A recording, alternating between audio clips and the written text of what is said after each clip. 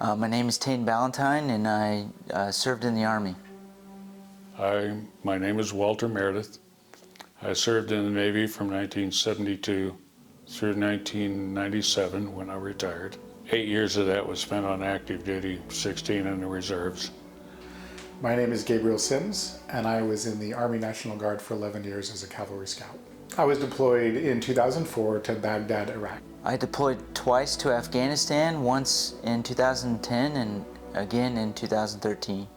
I was deployed to a couple of different places. When I was a newlywed, I proposed to my wife by saying how would she like to have a 2-year honeymoon on a tropical island. And she said, like most would rather suspiciously, tell me more. I told her that I had orders to Guam. It's a beautiful place where we spent our first 2+ years. Years later, I got deployed when I was on reserve duty to nifty places like San Juan, Puerto Rico, Edsall, Scotland. Our next assignment was in San Diego, and that's where I got out. I was religious before joining the military. I grew up in a little town in Nebraska, and we were religious then, and then I joined and went to basic training, and I was, as far as I know, the only LDS person in my basic training group. And it was a little bit unique to be in the military and be LDS. Yeah, I was religious before the military. Grew up a member of the church, strong family. Also served a mission, which lessons learned there. I served my mission in Arizona, which later helped me down the road, especially on deployment. On Guam, they had just gone from a branch to a ward. And then while we were there, we saw it become 2 wards and a branch during the next 2 years. And where we formally joined the church, we had taken the discussions while we were dating. We got deployed. It seemed like a really good idea, and I followed up on it, and that was the second best decision I made. First one was trying to tie the knot with my wife. I must have done something right. I don't know that she did, but 50 years this last July, she's still hanging in there, so. So I felt like my lessons I learned on my mission helped me down the road, especially on deployment.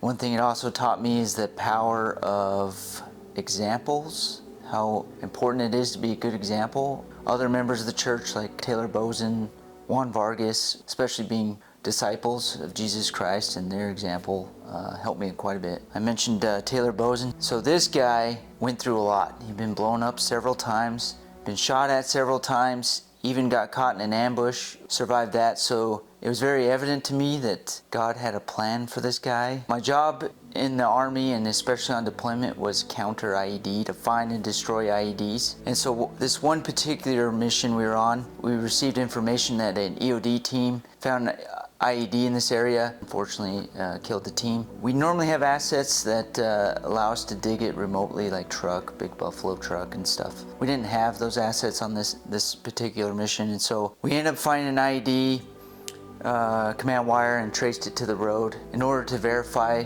that it was in fact an IED, I had to dig up by hand using a shovel. And I knew God was looking out for Bozen, and so I called him over, and he was more than willing to sit by me. But little did he know, going through my head, is I knew God was watching out for this guy. So as long as I do my job and dig on this IED, nothing's gonna happen to me. We found it, sure enough, IED, blowing it in place in the road, and it ended up being a lot bigger than we thought, but no one was harmed, so that was good. One was how he took care of us during Typhoon Pamela. We saw some things that would make your hair raise. Like I said, how he took care of us and kept us safe during the typhoon. But Heavenly Father brought us through it. I would say that my faith helped me, even though I wasn't particularly active when I was deployed. I didn't really have any chance to go to church due to my job, but I did really try and listen to the Spirit. There were definitely many times that I felt that I probably would not survive that day. And so I tried to do something different. I tried to alter what our plans were as much as I could, and I feel like listening to the Spirit is probably the reason I'm home. I think that that's a big part of the reason I'm still here. We heard about his deployment, and he told me that it was a 60% death rate.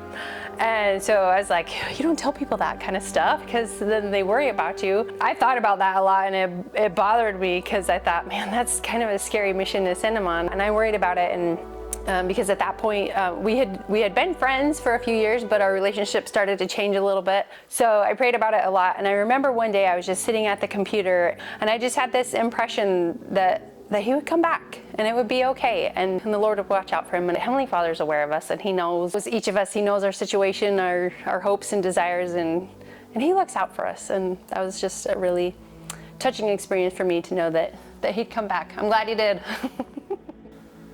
I do have a testimony of the gospel.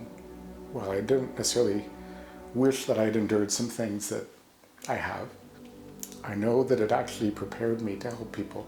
And in that way, I'm grateful for the hard times. Lord had it harder than I did and suffered worse than I have, and that I'm never alone, that He understands everything that we experience.